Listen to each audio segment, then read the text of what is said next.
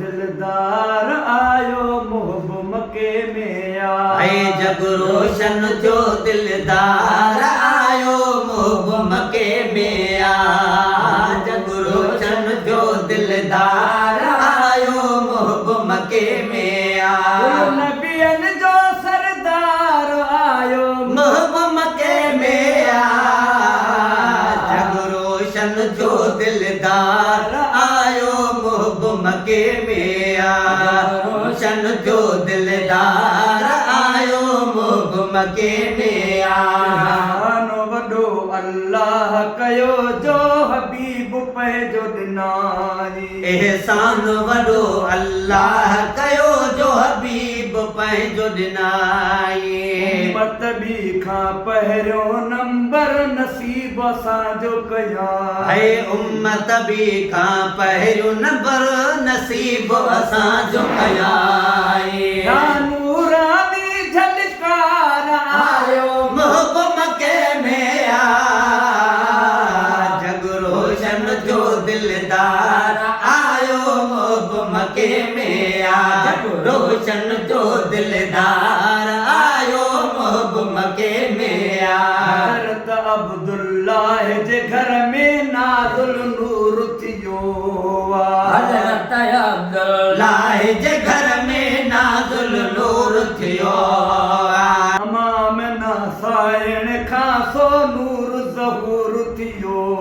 अमाम साइण खां सो नूर ज़हूर थियो नूरानी चमकार आयो मोहब मके में जग रोशन जो दिलदार आयो जो दिलदार आयो मोहब मके में कायनात में जानिब जो जलवो मशहूर थियो कुल कायनात में जानिब जो जलवो मशहूर थियो खुश थी खुदा ये सारी लेकिन जेल के सूर थियो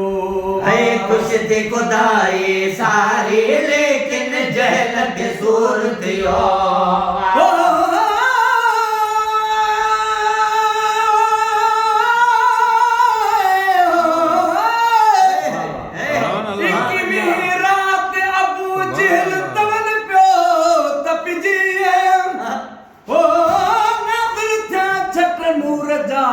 नासूं व्यस निपजी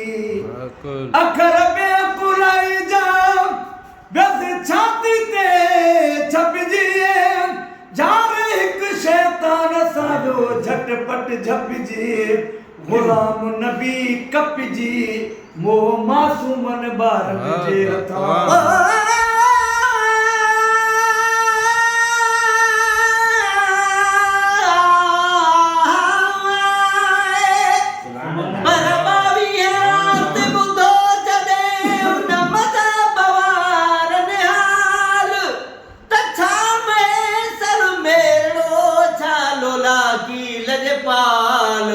कल तक कयो एतबार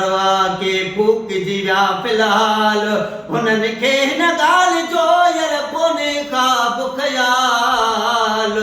तस कवरनि जो सुवाल आहे पुनर झट पूरो कंदो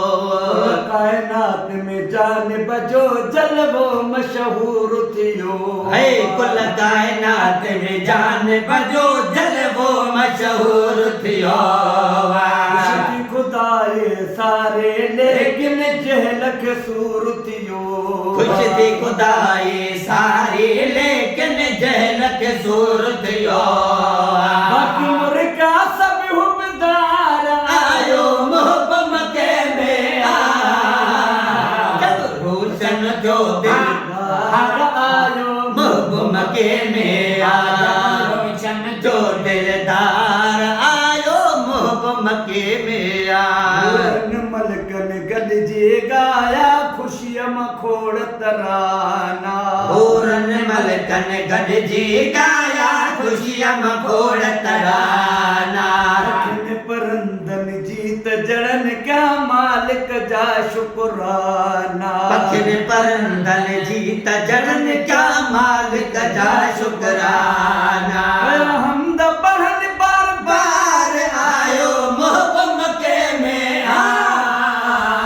जग रोशन थियो दिल आयो मके में रोशन जो दिलदार आयो मोहब्बत मके में नबियन जो सरदार आयो मोहब्बत मके में जग रोशन जो दिलदार आयो मोहब्बत मके में